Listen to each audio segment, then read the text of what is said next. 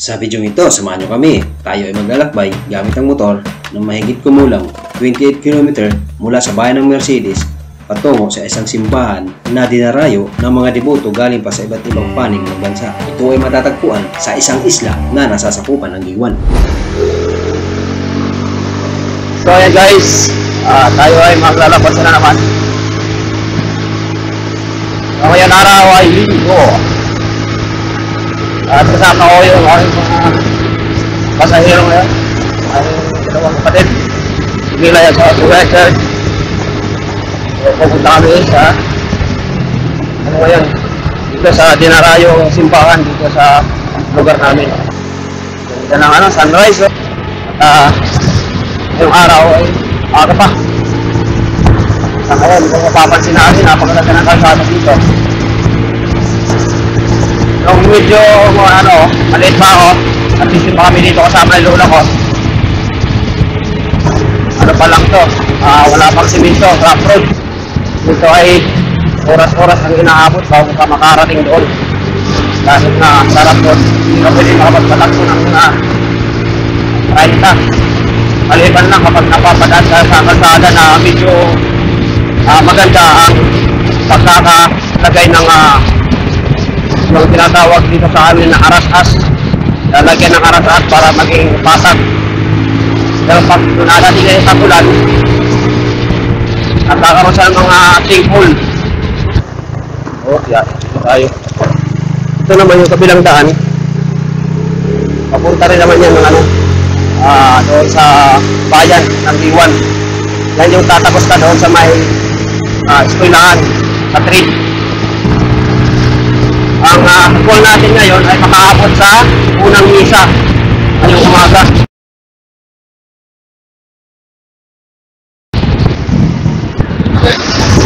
Pwede yung ilan sa balita?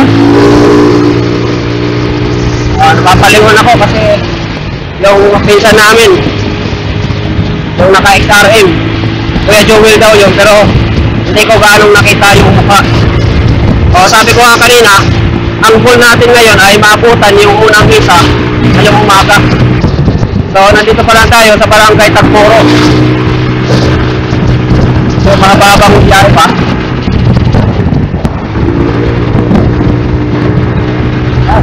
Dito ay sunrise. Dito ako pagpulog ng araw.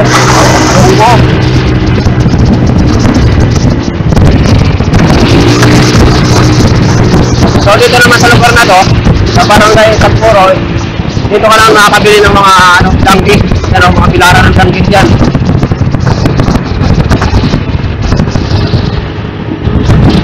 Dami ng gano'n dito, nagdadanggit.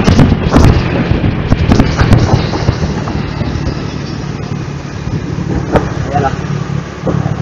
Dito na tayo sa Taytay.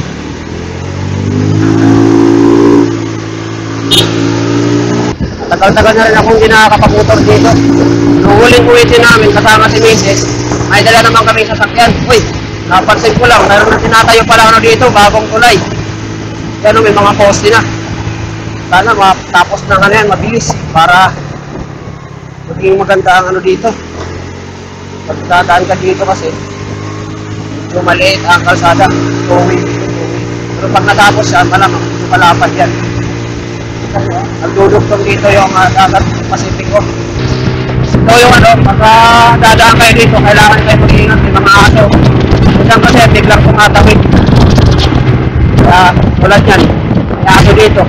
Hinahan natin para alam niya na may parating na motor. Makakataw lang tayo ng kaso para makabot tayo sa minsan. Kasi pag tinangali tayo, marami na yung tao, marami na nagsisimba, baka din tayo makaupo. Mahilig pag nasa labas. Kaya din namin inagahan, unang-una, meron kami mga kasamang mga senior citizen na matatanda na asahin namin, kailangan yung sila sa loob para hindi ka na mainitan. Papansin nyo wala pang dumadaan kasi mahaba pa nga. Mamaya yan. So marami na yan. So nasa 11 km pa ang ating tatakbuhin. Tulad yan, may mga aso. Hindi natin masabi, biglang tumatawid. Dito kasi may mga mga aso. May mga lokal dito, nasa gilid ng bahay. Siyempre, meron niyang mga alagang aso. Kaya tayo ang mag-adjust, mag-ingat na lang tayo sa dadaan tayo dito sa lugar na to. O kahit sa lugar man, kung mapansin tayo na mapansin tayo mga aso. Ayan, nandito pa tayo sa Parats. Kinakabahan ako sa ating camera. Baka tumalon. Ayan na. So, update na lang kayo mamaya. Pagka nandun na kami kasi kinakabahan ako, baka mahulog. Ano na lang tayo ulit. At makalipas ang 10 minutong biyahe, narating na rin natin ang simbahan.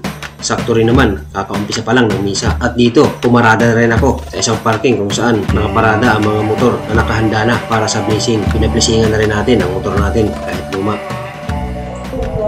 So yan guys, sakto lang pagdating natin, umpisa na yung misa.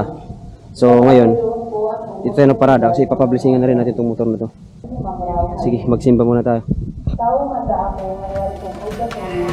Ang Shrine of San Antonio of Padua ng Sulangan ay kilala sa pangalang Sulangan Church. Ang simbahan ay iniaalay kay San Antonio of Padua, ang patron. Ang santo para sa mga nawawala, nawawalang gamit, nawawalang tao, nawawalang kaluluwa ng mga tao. Ang mga debuto ay nagdarasal, pasasalamat, nagdarasal para sa katuparan ng kanya-kanyang kahilingan. Sa katunayan, may naabutan nga tayo dito na nagpapabliss ng kanilang gamit para sa exam.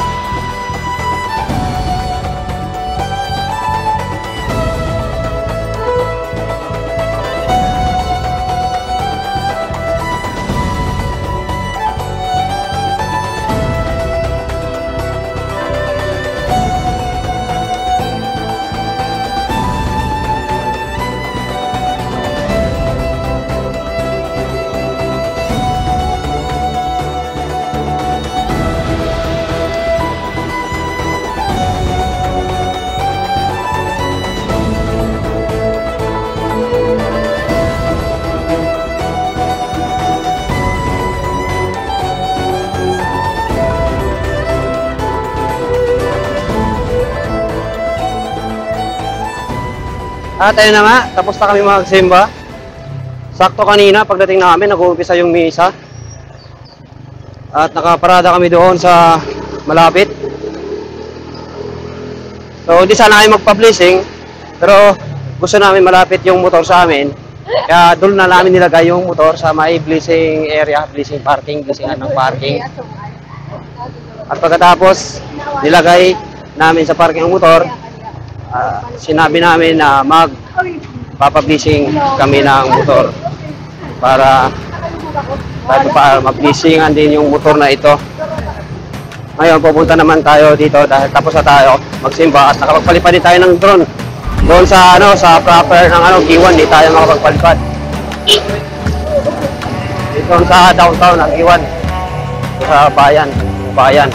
Di tayo makapagpalipad ng drone dahil merong restriction code. So yan, dala na tayo sa tulay. Dati nung bata pa kami, itong tulay wala pa. Kung makikita tayo sa baba, yan yung lumang tulay. Yung lumang tulay na kahoy. Yan. Tapos ito nagkaroon na ng concrete na tulay. Kasi yung tulay na yan, pag high tide, inaabot ng tubig yun. Parang nagkakaroon tuloy ng baha. So ayan, sana ay nag-enjoy kayo sa video nito. Huwag kalimutan mag-like at subscribe.